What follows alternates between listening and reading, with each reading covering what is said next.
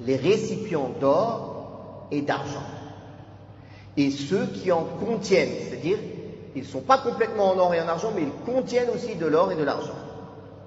Excepté une quantité minime d'argent, si seulement le récipient en a besoin. Et cela au regard de la parole du prophète sallallahu alayhi wa sallam, ne buvez pas dans les récipients d'or et d'argent, et ne mangez pas dans les plats d'or et d'argent, car ils sont pour eux, c'est-à-dire pour les mécréants, dans cette vie-là, et pour vous, c'est-à-dire les croyants, dans l'au-delà. Rapporté par Al-Bukhari et Muslim, de manière unanime. Taïb. L'or et l'argent, ils peuvent être utilisés pour 3 utilisations. Première utilisation, comme embellissement, comme bijou, comme parure. D'accord?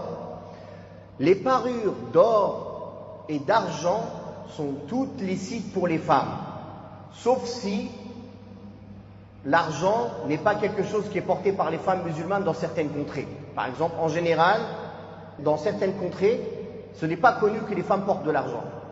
Donc dans ce cas-là, on suivra l'habitude des gens de cette contrée. Mais sinon, à la base,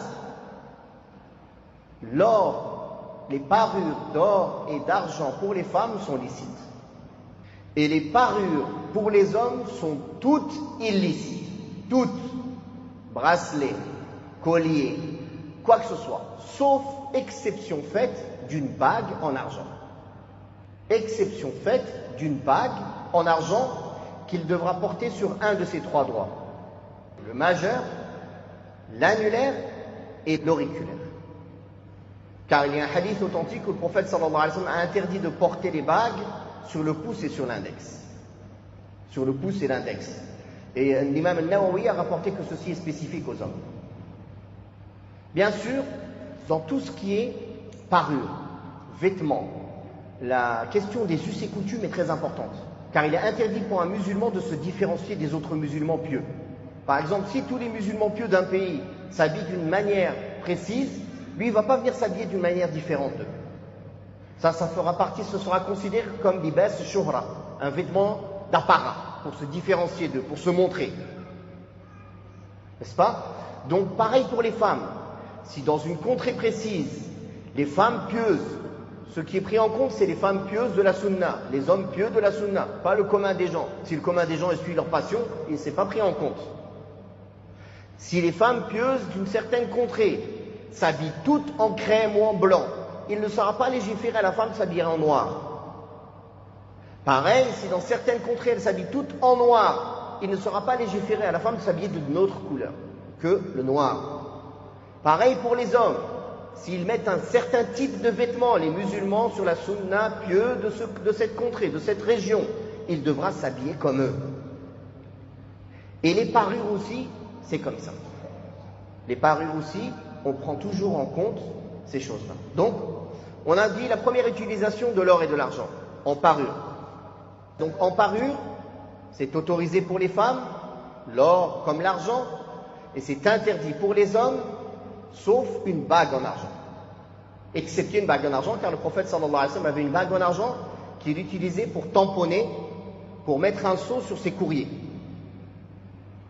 La deuxième utilisation de l'or et de l'argent, c'est les posséder pour leur valeur, pour pouvoir les garder pour leur valeur, pour pouvoir acheter des choses plus tard avec, pour pouvoir les thésauriser, bien sûr, à condition qu'on sorte la zakat dessus, ils dépassent le nisab, la limite de zakat, ou le seuil d'imposition de zakat.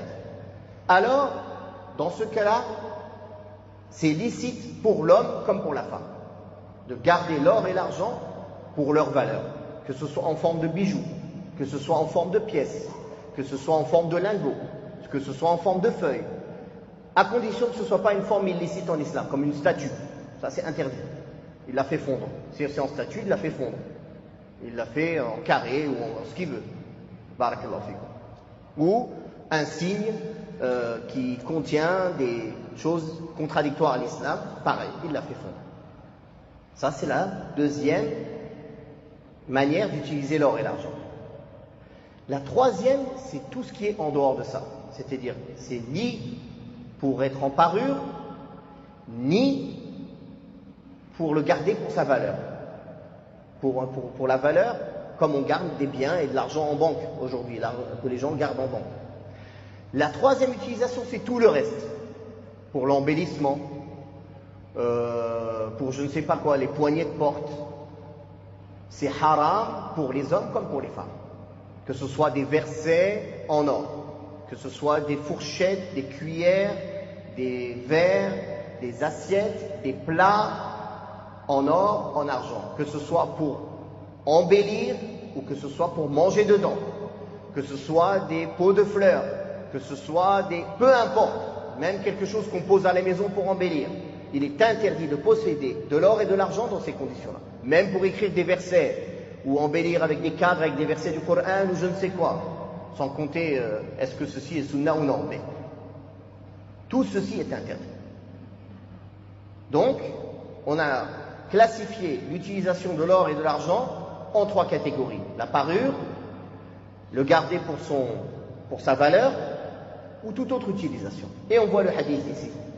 Ne buvez pas dans les récipients d'or et d'argent. Et ne mangez pas dans les plats d'or et d'argent. Car ils sont pour eux, pour les kuffars, pour les mécréants dans ce bas monde, et ils sont pour vous, le mu'minoun, les croyants, dans l'au-delà. Attention, les gens qui ont l'habitude de voyager ou de manger dans des restaurants luxueux. Souvent, ils posent des couverts en argent.